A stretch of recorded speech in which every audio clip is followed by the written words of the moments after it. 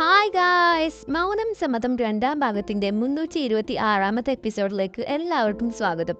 Channel ഇതുവരെ subscribe ചെയ്ത് കാണുന്നവരുണ്ടെങ്കിൽ തീർച്ചയായിട്ടും സബ്സ്ക്രൈബ് ചെയ്യുക, ലൈക്ക് ചെയ്യുക, ഷെയർ ചെയ്യുക, കമൻറ്റ് ചെയ്യുക. അപ്പോൾ വൈകിപ്പിക്കാതെ തന്നെ നമുക്ക് വീഡിയോയിലേക്ക് പോവാം.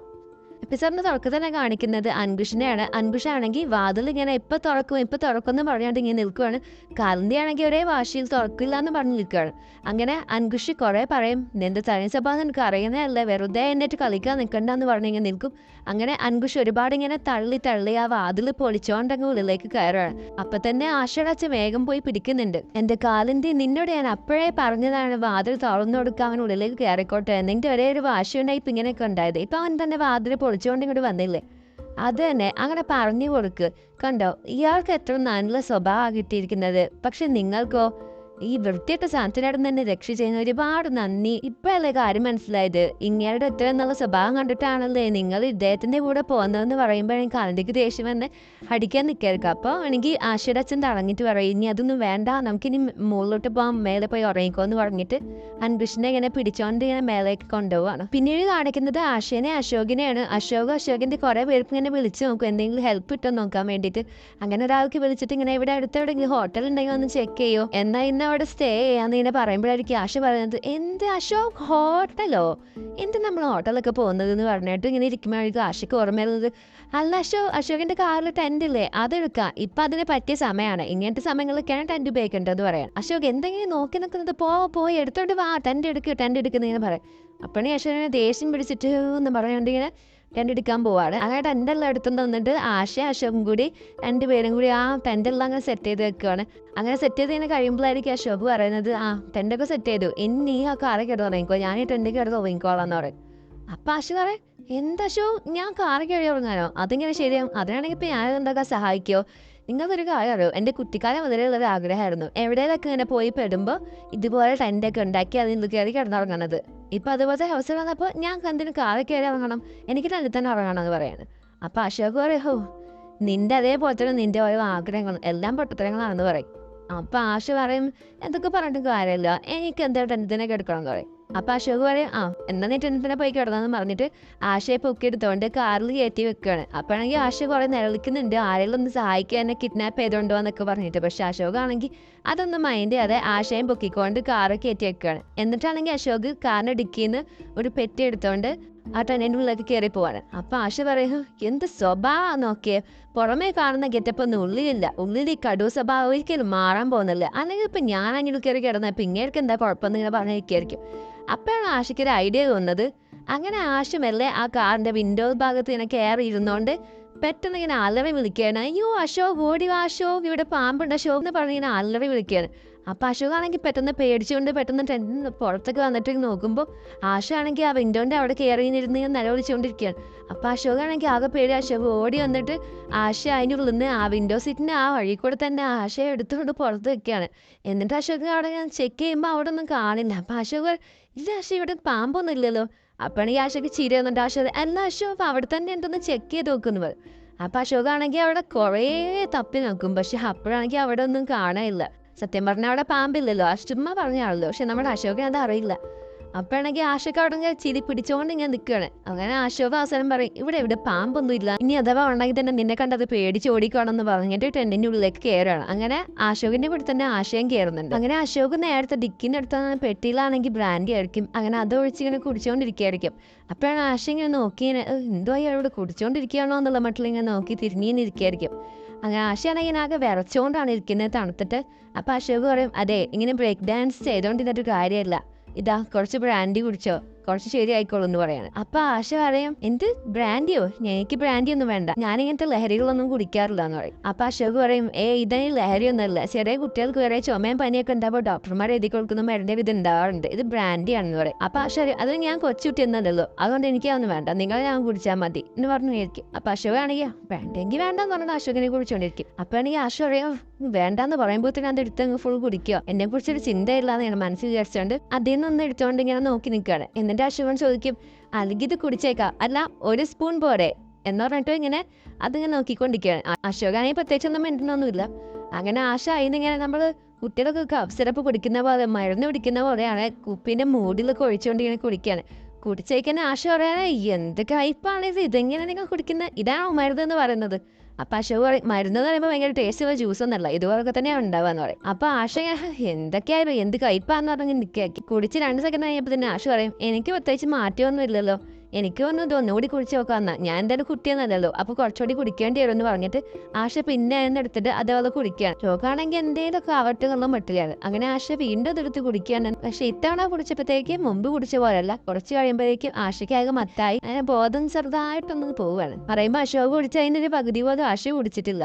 അങ്ങനെ ആശയാണെങ്കിൽ ഇങ്ങനെ ഓരോന്നൊക്കെ ഇങ്ങനെ പറയാണ് അശോകിനോട്, അശോക് നിങ്ങൾക്ക് എത്ര നല്ലൊരു ഭാര്യയെ കിട്ടിയിരിക്കുന്നത്, ഞാൻ നിങ്ങളെ എത്രത്തോളം സ്നേഹിക്കുന്നുണ്ട്, എന്നിട്ട് നിങ്ങളാണെങ്കിലോ എന്നിങ്ങനെ അവോയ്ഡ് ചെയ്തുകൊണ്ടിരിക്കുകയല്ലേ, നിങ്ങൾ എത്ര അധികം സ്നേഹിച്ചുകൊണ്ടിരിക്കുന്ന ഒരു ഭാര്യയെ നിങ്ങൾ എന്തിനാ ഇങ്ങനെ അവോയ്ഡ് ചെയ്തുകൊണ്ടിരിക്കുന്നത്, എനിക്ക് ഒരുപാട് വിഷമം ഉണ്ടെന്നൊക്കെ പറയണം. അശോകാണെങ്കിൽ ഇതൊന്നും കേൾക്കാത്ത പോലെ ഇങ്ങനെ ഇരിക്കും. അപ്പോഴാണെങ്കിൽ ആശ പെട്ടെന്ന് പറയും എനിക്ക് ഇപ്പോഴും സത്യം പറഞ്ഞ താക്കുന്നുണ്ട് കേട്ടോ.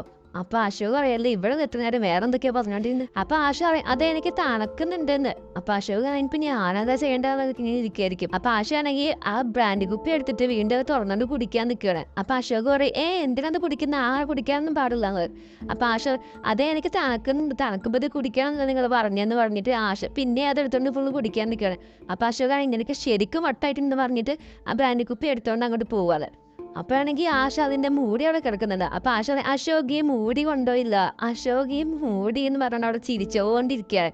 അങ്ങനെ ആശ ആണെങ്കിൽ ആകെ ഫുൾ കിളി പോയിരിക്കുകയാണ്. ആശ ടെന്റിന്റെ പുറത്തുനിന്നുകൊണ്ട് ആ മൂടി എടുത്തിട്ട് അശോകിന്റെ പുറകിലേക്ക് എറിയാണ്. അങ്ങനെ പിന്നെ ആശയുടെ ഒരു ഡാൻസ് ആണ് അവിടെ. ആശയ്ക്കാണെങ്കിൽ ആകെ ബോധം പോയി കിളി പോയിരിക്കുകയാണ്. അങ്ങനെ എന്തൊക്കെയോ കാണിച്ചു കൂട്ടിങ്ങോട്ടുള്ള ഒരു ഡാൻസ് ആണ്. ഈ ഡാൻസ് ഇത് ഫുള്ളായിട്ട് ഇടാൻ പറ്റില്ല, കാരണം കോപ്പിറൈറ്റ് ഇടുന്നതുകൊണ്ട് ഈ വീഡിയോ ഡിലീറ്റ് ആയി പോകും. ഇതിന്റെ ഫുൾ ഡാൻസും ഫുൾ വീഡിയോ ഒക്കെ നമ്മൾ ഇൻസ്റ്റാഗ്രാമിൽ ഇടുന്നതായിരിക്കും. അപ്പൊ എല്ലാവരും അവിടെ പോയി ചെക്ക് ചെയ്യാൻ മറക്കരുത്. കുറച്ച് ഭാഗങ്ങളൊക്കെ നമ്മൾ ഇതിൽ ഇടുന്നതായിരിക്കും.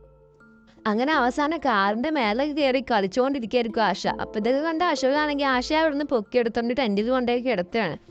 അങ്ങനെ ആശ ആണെങ്കിൽ കുറേ നേരം ഇങ്ങനെ ചിരിച്ചുകൊണ്ടിരിക്കുകയായിരിക്കും.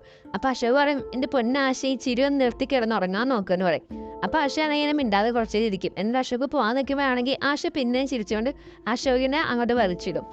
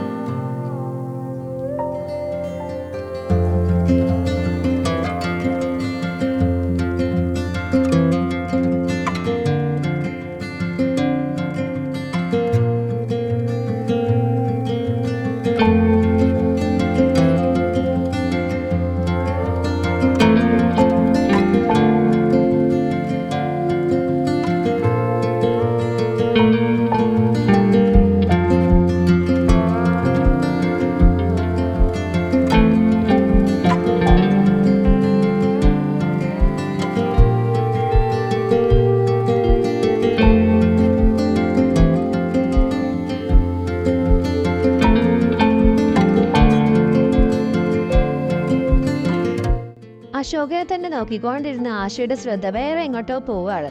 ഇതോടുകൂടി 326 എപ്പിസോഡോട് അവസാനിക്കുകയാണ്. ആശ അവിടെ എന്താണ് കാണുന്നത്? എന്തായിരിക്കും ആശ പെട്ടെന്ന് അങ്ങോട്ട് നോക്കിയത്? ആശ അവിടെ എന്തായിരിക്കും കണ്ടത്? ഇനി എന്തൊക്കെയാണ് സംഭവിക്കാൻ പോകുന്നതെന്ന് നമുക്ക് അടുത്ത എപ്പിസോഡിൽ കാണാം. അപ്പോൾ ഈ എപ്പിസോഡ് നിങ്ങൾക്ക് എല്ലാവർക്കും ഇഷ്ടപ്പെട്ടെന്ന് വിചാരിക്കുന്നു. എനിക്ക് കഴിയുന്ന പോലെ തന്നെ ഈ എപ്പിസോഡ് ഞാൻ എത്രയും പെട്ടെന്ന് തന്നെ എക്സ്പ്ലെയിൻ ചെയ്തിട്ടിട്ടുണ്ട്. കാരണം ഒരുപാട് പേര് പറഞ്ഞു ഒരു ദിവസം തന്നെ ഒരു എപ്പിസോഡ് ഇട്ടൂടെ, ഡെയിലി ഇട്ടൂടെ എന്ന് പറഞ്ഞു. കാരണം നമ്മുടെ തിരക്കുകളെല്ലാം കഴിഞ്ഞ് ഒഴിഞ്ഞിരിക്കുന്ന ഒരു സമയമാണ് രാത്രി. അപ്പോൾ ഒരു രാത്രി കൊണ്ട് തന്നെ ഒരു ഫുൾ എപ്പിസോഡ് എക്സ്പ്ലെയിൻ ചെയ്തിടാന്ന് പറയുന്നത് കുറച്ച് ബുദ്ധിമുട്ടാണ്. അതുകൊണ്ടാണ് ഇടവിട്ടിടാന്ന് പറഞ്ഞിരുന്നത്. പക്ഷെ കുറേ പേര് അങ്ങനെ പറഞ്ഞുകൊണ്ട് തന്നെ നമ്മൾ ഇങ്ങനെ ഇടാൻ ശ്രമിച്ച് നോക്കിയതാണ്. അതുകൊണ്ട് തന്നെ നമുക്ക് ഈ എപ്പിസോഡ് കറക്റ്റ് 8 മണിക്ക് ഇടാൻ പറ്റിയില്ല. എന്തായാലും എനിക്ക് കഴിയുന്ന പോലെ തന്നെ ഞാൻ ഈ എപ്പിസോഡ് എക്സ്പ്ലെയിൻ ചെയ്ത് അപ്ലോഡ് ചെയ്തിട്ടുണ്ട്. അപ്പോൾ നിങ്ങൾക്ക് എല്ലാവർക്കും ഈ വീഡിയോ ഇഷ്ടപ്പെട്ടെന്ന് വിചാരിക്കുന്നു. ഇഷ്ടപ്പെട്ടാൽ തീർച്ചയായിട്ടും ലൈക്ക് ചെയ്യുക, ഷെയർ ചെയ്യുക, സബ്സ്ക്രൈബ് ചെയ്യുക, പിന്നെ കമൻറ്റ് ചെയ്യുക. അപ്പോൾ അടുത്ത എപ്പിസോഡ് നമ്മൾ വീണ്ടും വരുന്നതായിരിക്കും. അതുവരെ ബൈ.